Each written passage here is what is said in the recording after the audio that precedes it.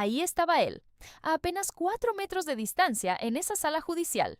Tristan Somerville, el hombre con el que compartí mi cama durante 8 años, parecía estar esperando el autobús, relajado, casi aburrido, como si nuestro divorcio fuera un simple trámite molesto antes de irse a comer.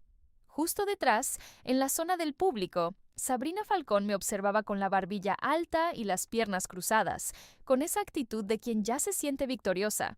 Pero entonces, Connie, mi abogada, se levantó y soltó las 5 palabras que lo reventaron todo. Señoría, tenemos un último testigo. El silencio que siguió no fue de película. Fue un silencio real, de esos en los que el zumbido del aire acondicionado te taladra los oídos.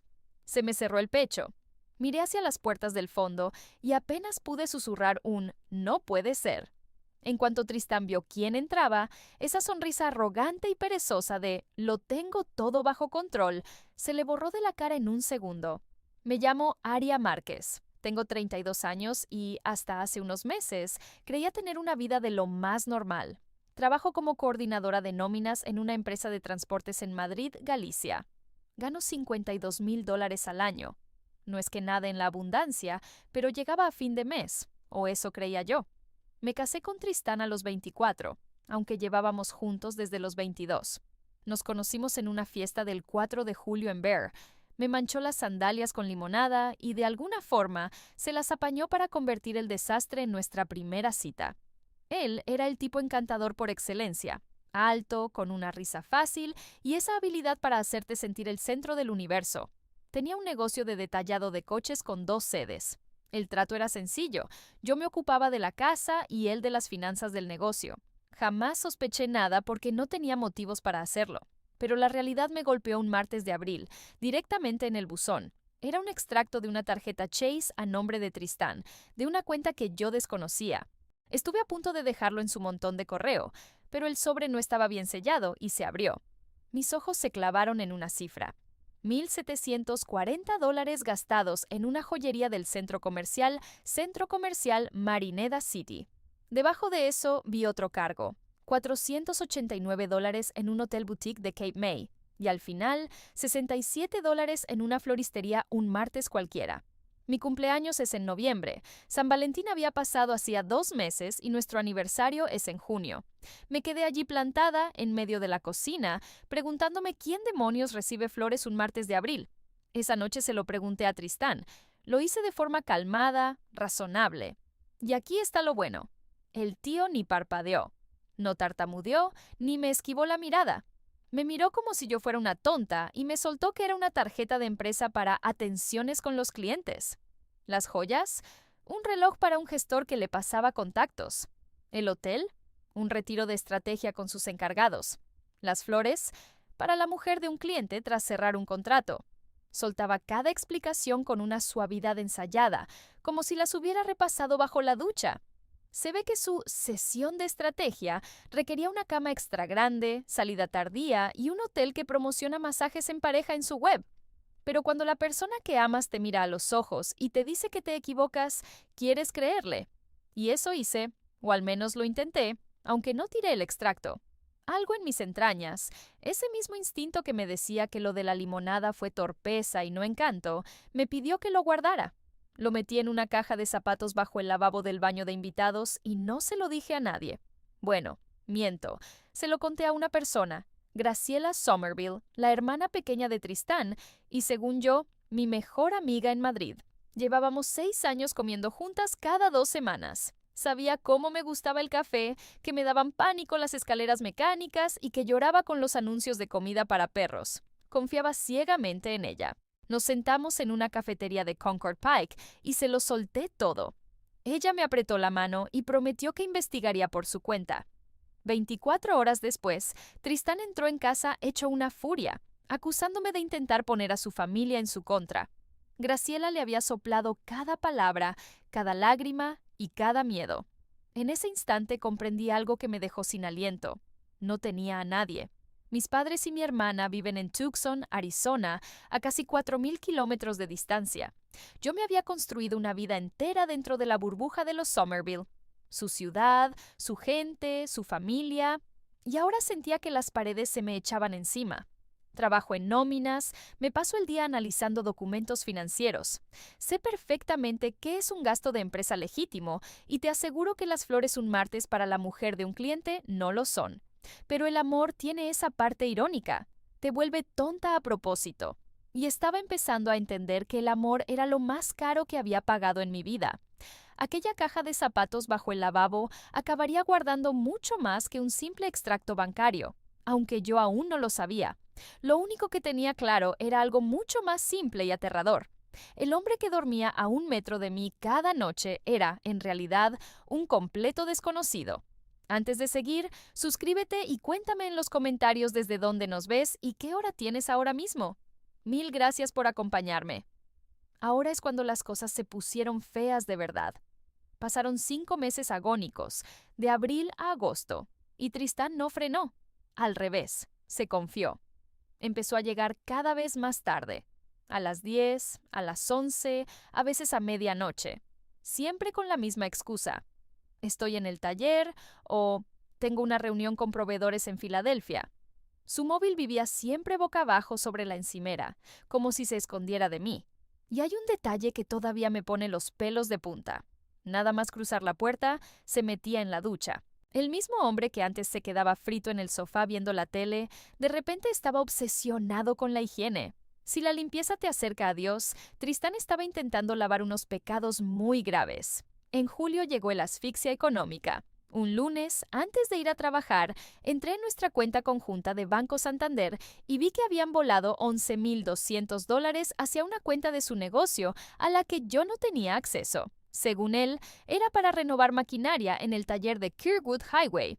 El sábado siguiente pasé por allí y no había nada nuevo. Las mismas máquinas de presión con las pegatinas peladas, las mismas mangueras rajadas y el mismo cartel desteñido desde 2021. 11,000 pavos en reformas y ni un solo cambio.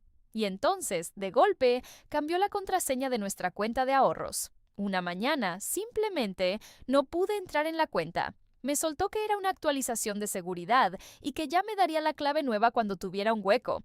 Ese hueco nunca llegó. Además, bajó su ingreso mensual a nuestra cuenta común de $3,200 a solo $1,800. Mi sueldo se iba casi entero en la hipoteca, que eran $1,640. Así que me quedaban unos miserables 160 para comida, facturas, gasolina y todo lo demás. Empecé a llevarme sobras de espaguetis al trabajo todos los días, lunes, martes, miércoles. Al final, mi compañera Juani me preguntó por qué llevaba 4 días seguidos comiendo pasta. Le dije que estaba siguiendo una dieta de bienestar italiana. La realidad es que la dieta se llamaba "Mi marido ha hecho desaparecer 11,000 pavos y ya no me llega ni para un sándwich fuera". Juani se rió, y yo también, pero mi risa sonaba a cristal roto. A finales de agosto llegó el golpe que me dolió más que el dinero. Graciela, la misma que me había traicionado en abril, organizó una barbacoa familiar. A mí ni me invitó. Ni una llamada, ni un mensaje, ni un "Oye, sé que las cosas están tensas, pero eres de la familia". Nada. Me enteré por Instagram, porque así es como descubres que tu vida se desmorona hoy en día, a través del álbum de fotos de otro y con un filtro de Valencia. Graciela subió fotos de todo el clan Somerville, hamburguesas, mazorcas y bengalas. Y allí, al fondo de una foto, junto a Paola, la mujer a la que yo había llamado mamá durante 8 años, había una desconocida. Era morena, llevaba un vestido veraniego y se reía como si estuviera en su casa. Paola le pasaba un plato con una hamburguesa con una naturalidad pasmosa. Esa mujer era Sabrina Falcón. Ver a mi suegra sirviéndole la cena a la amante de mi marido me abrió un agujero en el alma que todavía noto. A principios de septiembre, Tristán pidió el divorcio. Fue él quien dio el paso primero. Su abogado envió unos papeles exigiendo un reparto del 60-40 a su favor. Su negocio de coches, que yo sabía que generaba unos $400,000 al año, figuraba en la demanda con un valor de $185,000. Nuestra casa, que compramos por $340,000 hace 6 años, aparecía tasada en $280,000. Pero lo que no olvidaré nunca fue leer que mi contribución al patrimonio matrimonial había sido mínima. 8 años gestionando su casa y su vida para que él creciera, y resulta que mi esfuerzo no valía nada. El mensaje de su abogado era claro: o aceptaba las migajas o nos iríamos a juicio hasta que no quedara ni un céntimo. Esa tarde conduje hasta el guagua de la ruta 202. Aparqué en la esquina más apartada y apagué el motor de mi Nissan. Lloré durante 40 minutos seguidos. No fue un llanto de película, fue de esos feos, donde no controlas ni los gestos de la cara. Tenía apenas $3,100 en mi cuenta personal, ni un solo amigo cerca. De eso ya se había encargado Graciela, y un marido que acababa de declarar, con papeles legales de por medio, que yo no valía prácticamente nada. Pensé en llamar a mi madre a Tucson, pero habría sacado un billete de avión esa misma noche. Y la verdad es que mi dieta italiana no daba para alimentar a otra persona. A la mañana siguiente, no sé si por desesperación o por el destino, aproveché el descanso del trabajo para ir a la Biblioteca Pública de Madrid. No buscaba nada en concreto, solo un sitio silencioso que no fuera mi casa. Acabé en la sección de autoayuda y saqué un libro sobre recuperación financiera tras el divorcio. Al abrirlo, encontré una tarjeta de visita usada como marcador. Alguien había escrito detrás con boli azul: «Ella lo vale, llámala». Por delante se leía: «Constance Belmonte, abogada especializada en derecho de familia y recuperación de activos». Me quedé mirando esa tarjeta un buen rato, y antes de que el miedo me frenara, llamé. Quienquiera que dejara eso ahí me salvó la vida. Y no lo digo de forma dramática, lo digo en serio. Me salvó paso a paso, llamada a llamada. El despacho de Connie estaba en la segunda planta de un edificio de ladrillo en Market Street, justo encima de una bocatería que hacía que todas las escaleras olieran a pimientos asados. Connie tenía 58 años y una constitución de esas mujeres que han jugado al softball toda la vida. Caminaba con una decisión envidiable. Llevaba las gafas de leer colgadas de una cadena de cuentas y un apretón de manos que te transmitía que, por fin, las cosas se iban a solucionar. En la pared de su oficina tenía un cuadro de punto de cruz que decía: «Los bienes no se esconden solos». Al lado de aquel cuadro había una foto de dos Golden Retriever.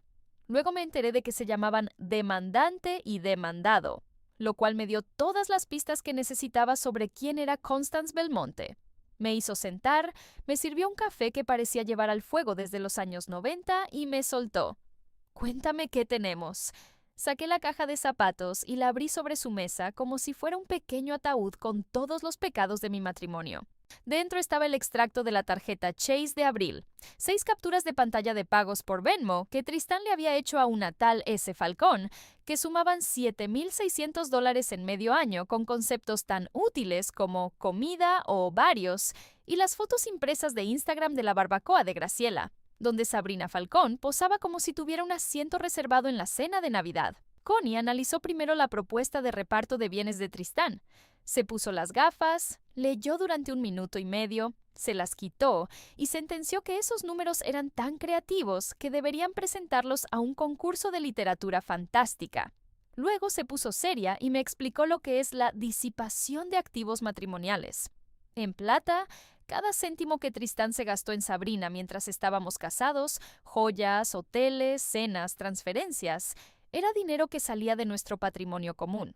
No era suyo, era de los dos, y en el estado de Galicia eso se puede recuperar. Pero Connie sospechaba que no era solo un marido gastándose el efectivo en su amante. Si Tristán estaba desviando fondos a través de su empresa para financiar aquello, estábamos ante un fraude financiero contra el matrimonio. Solicitó judicialmente los registros bancarios de las 2 sedes del negocio de Tristán. Lo que nos llegó en octubre hizo que mi caja de zapatos pareciera un juego de niños. Resulta que Sabrina Falcón estaba en la nómina de la empresa como consultora de marketing. Su sueldo, $4,800 al mes. Llevaba cobrando 14 meses. Cogí un bolígrafo y eché la cuenta allí mismo en el despacho de Connie, porque para algo soy coordinadora de nóminas. Multiplicamos. 14 meses por $4,800 son 67,200 pavos pagados a la novia de mi marido, con dinero que también me pertenecía. Sabrina incluso había firmado formularios de impuestos. Había documentos oficiales para un puesto que no generaba ni una web, ni redes sociales, ni un triste plan de marketing. Nada de nada. Le pagaban casi $5,000 al mes simplemente por existir. Pero el segundo descubrimiento me dolió de otra manera. Graciela Somerville también estaba en nómina como apoyo administrativo. Su sueldo era de $1,200 mensuales. Graciela, que jamás había movido un dedo en el negocio de Tristán y que tenía su propio trabajo a jornada completa en una clínica dental, estaba cobrando ese dinero por un trabajo que no hacía. Al ver su nombre en la lista, todo encajó. La barbacoa, la chivatazo a Tristán en abril, la encerrona que vendría después.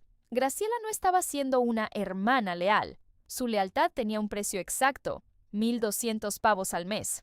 Connie tomó nota, pero me dijo que nos centráramos en las cifras grandes. Ya nos ocuparíamos de Graciela más tarde. Lo tercero fue una sociedad limitada de la que jamás había oído hablar, Coastal Ventures D. La cuenta del negocio mostraba transferencias constantes a esta entidad, sumando $93,000 en 2 años. Connie se repantingó en su silla y me soltó que Coastal Ventures era un parking para el dinero que mi marido no quería que yo encontrara. No era una empresa real, no vendía nada ni tenía empleados. Existía solo para esconder efectivo donde yo nunca miraría.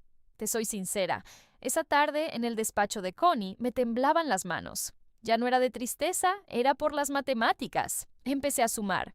67,200 para Sabrina, 14,400 para Graciela, 93,000 en la empresa fantasma y los 7,600 de Venmo.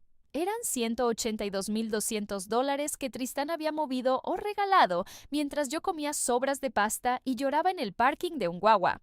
A finales de noviembre, Tristán se olió que yo tenía abogada por las citaciones judiciales. Así que mandó a Graciela. Se presentó en mi trabajo a la hora de comer. Entró en la sala de descanso y empezó a soltar un discurso como si estuviera en un púlpito.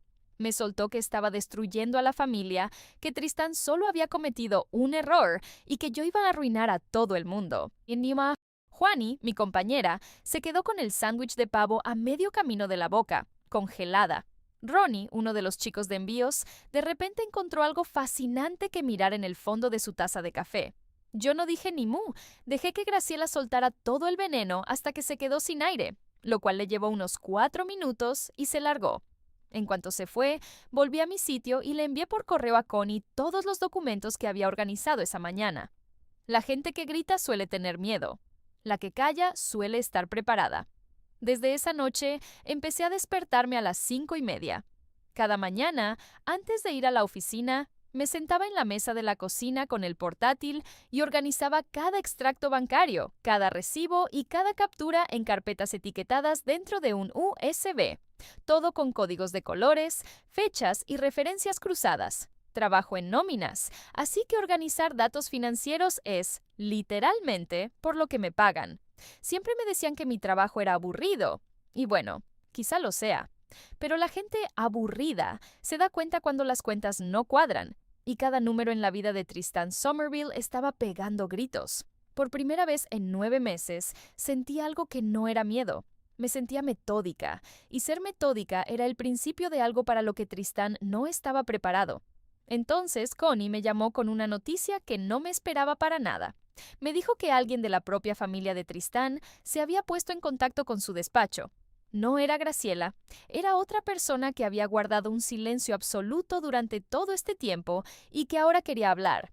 Esa persona era Pauliana Somerville, la madre de Tristán.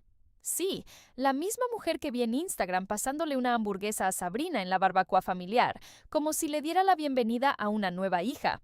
La mujer a la que llamé mamá durante 8 años y que no me había dirigido la palabra desde abril. Cuando Connie me lo contó, me quedé sentada en el borde de la cama del cuarto de invitados, donde dormía ahora, mirando a la pared durante 3 minutos seguidos. Había dado a Pauliana por perdida. Después de las fotos y su silencio, asumí que la sangre tira más. Es lo que hacen las madres, ¿no? Las madres siempre eligen a sus hijos, aunque se equivoquen. Lo entendía. Me dolía en el alma, pero lo entendía. Sin embargo, me equivoqué con Pauliana y ese fue el mejor error de mi vida. Verás, la noche de la barbacoa en agosto, cuando ya se habían acabado las hamburguesas y las fotos para Instagram, Tristán se quedó hasta tarde en casa de Graciela. Casi toda la familia se había ido ya, pero Pauliana seguía allí, recogiendo la cocina. Tristán llevaba un par de cervezas encima, y cuando Tristán bebe, habla demasiado. Le soltó a su madre que el negocio estaba limpios más de $400,000 al año, el doble de lo que luego declararía ante el juez. Me llamó pobre tonta y dijo que aceptaría cualquier migaja que él me tirara porque no tiene agallas para pelear. Alardeó de que Coastal Ventures era su fondo de escape y que yo jamás lo tocaría. Decía que los pagos a Sabrina eran el truco más limpio del mundo, y se reía. Allí sentado, en la cocina de su hermana y con la camisa manchada de salsa, se partía de risa contando cómo iba a desplumarme financieramente, como si fuera una jugada maestra de negocios. Pero Pauliana no se rió. Ella ya había escuchado esas mismas palabras hacía 30 años, pero de boca del padre de Tristán, Gerald Somerville. El hombre que fundó el taller original le había hecho exactamente lo mismo a ella. Cuentas ocultas, gastos falsos y otra mujer. En aquel entonces, Pauliana guardó silencio. Eligió la lealtad y la familia.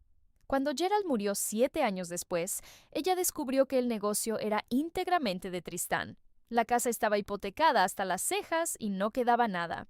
Pauliana se pasó los 50 intentando recomponer su vida desde un piso de alquiler en Bear, trabajando de recepcionista en una clínica veterinaria, hasta que pudo permitirse un coche usado y una fianza para algo mejor. Esa noche escuchó las palabras de su marido muerto saliendo por la boca de su hijo, y algo dentro de ella se rompió para siempre. 3 días después de la barbacoa, Pauliana llamó al despacho de Connie Belmonte. Tristán no solo heredó el negocio y el encanto de su padre, también heredó esa creencia inamovible de que las mujeres no sabemos leer un extracto bancario. La manzana no solo no cayó lejos del árbol, es que rodó directamente hasta una sociedad limitada oculta. Trazamos el plan con mucho cuidado. Pauliana testificaría sobre las confesiones de Tristán, los ingresos reales, el propósito de Coastal Ventures, los pagos a su amante y su intención declarada de dejarme en la calle. Connie la añadió a la lista oficial de testigos el 2 de enero, respetando los 14 días de antelación que exige la ley en Galicia para el juicio del día 16. Nada de trucos sucios, todo legal. Y aquí viene lo mejor.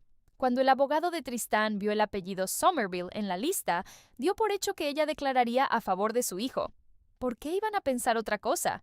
Es su madre, la sangre tira. Ni la llamaron, ni la prepararon, ni le hicieron una sola pregunta.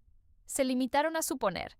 Esa suposición fue el segundo error más grave de su equipo legal. El primero fue pensar que yo no daría pelea. Pauliana también le sopló a Connie la existencia de una caja fuerte ignífuga en el taller de Kirkwood Highway. Dentro había un disco duro con la contabilidad real, archivos de QuickBooks de los últimos 4 años. Cada transferencia a Coastal Ventures estaba registrada, junto con hojas de cálculo del dinero que entraba de verdad.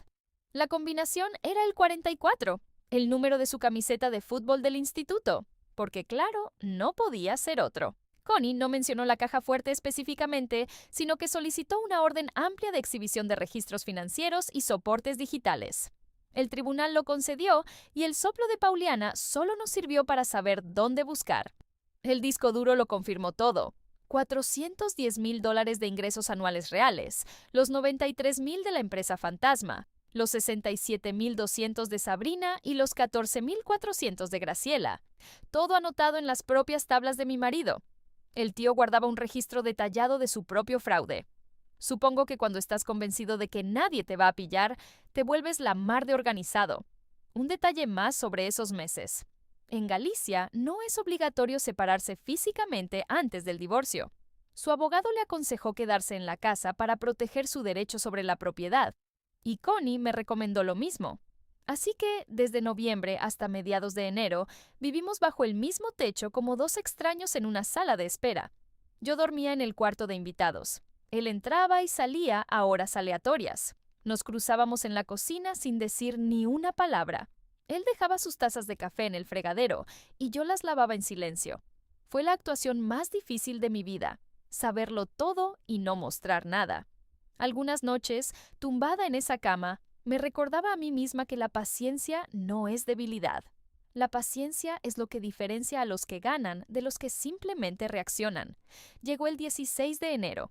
Tristán no tenía ni idea de lo que Pauliana le había contado a Connie, ni sabía nada del disco duro.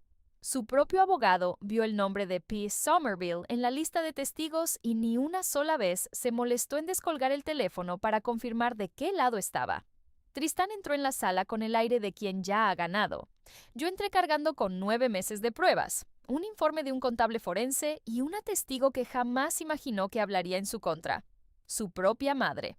Ese día, la sala olía a café quemado y a cera para el suelo. Las luces fluorescentes zumbaban con ese parpadeo leve que hace que todo parezca la oficina de tráfico. La jueza Matilda McBriar presidía la sesión.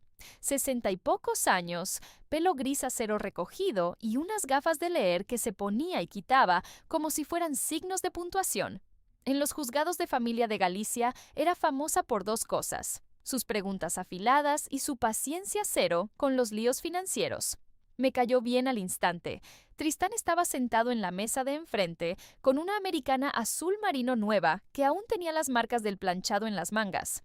Parecía un hombre que esa mañana había planchado su confianza junto con la camisa. Sabrina Falcón estaba justo detrás de él, con las piernas cruzadas y la barbilla alta, muy modosita, haciendo el papel de pareja abnegada que asiste a un simple trámite. El abogado de Tristán fue el primero en intervenir. El abogado de Tristán empezó con el mismo cuento: que mi aportación había sido mínima, que la valoración del negocio en $185,000 era la correcta y que su oferta del 60-40 era más que generosa. Lo soltó con una indiferencia pasmosa, como quien pide una hamburguesa en un autoservicio. Entonces, Connie se levantó. No tenía prisa ni levantó la voz. Fue poniendo las pruebas sobre la mesa como quien prepara el escenario para un funeral al que el muerto aún no sabe que ha sido invitado.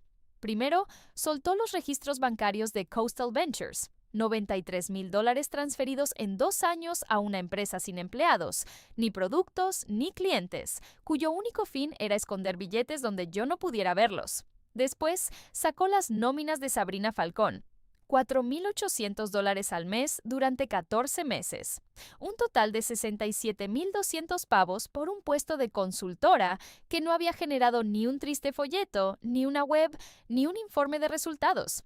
Tercero, el sueldo de Graciela: $1,200 mensuales por un trabajo administrativo que jamás hizo, mientras ya cumplía su jornada completa en una clínica dental. Y para rematar, el disco duro, obtenido por orden judicial, recuperado del taller de Kirkwood y autentificado por una firma forense de Filadelfia.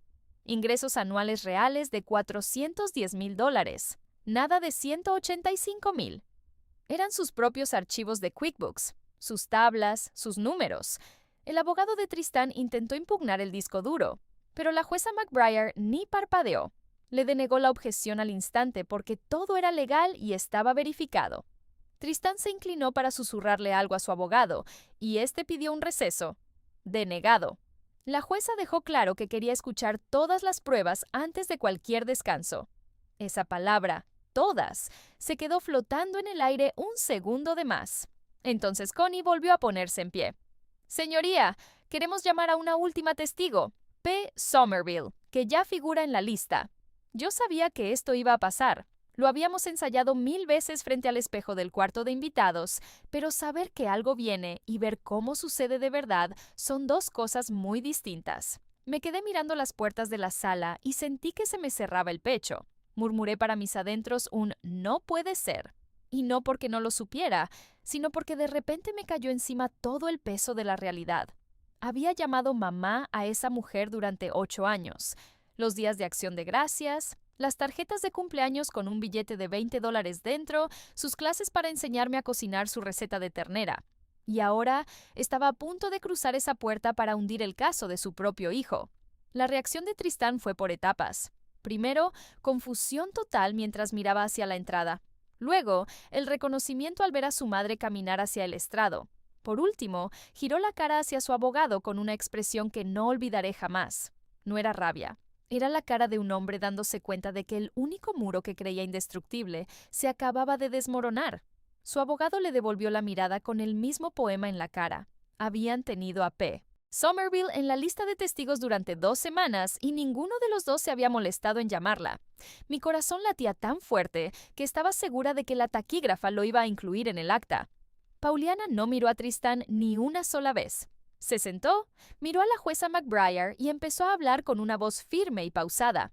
Declaró que, tras la barbacoa de agosto, Tristán le confesó en privado que el negocio generaba más de $400,000 anuales, que me llamó pobre tonta y describió Coastal Ventures como su fondo de emergencia.